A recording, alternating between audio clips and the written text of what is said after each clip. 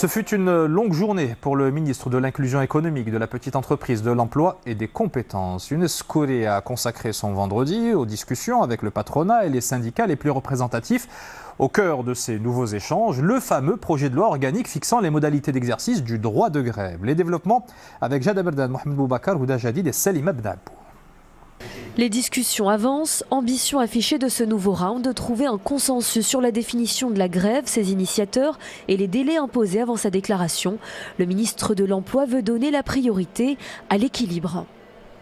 Nous voulons, comme vous le savez bien, rendre service à notre pays, pouvoir garantir les droits pour les travailleuses et les travailleurs, sans oublier naturellement l'entreprise ou l'employeur qui doit aussi pouvoir garantir la liberté du travail. Les syndicats souhaitent nouer un compromis durable avec le gouvernement afin que les mouvements sociaux soient mieux organisés.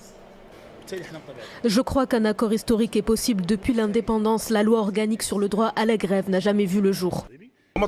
Nos revendications sont claires. Une loi qui garantit le droit de grève sans entrave et une autre loi qui garantit une équité entre les droits et les devoirs.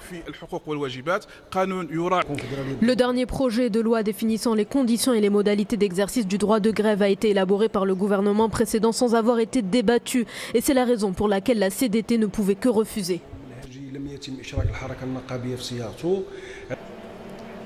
La Confédération générale des entreprises du Maroc se veut optimiste.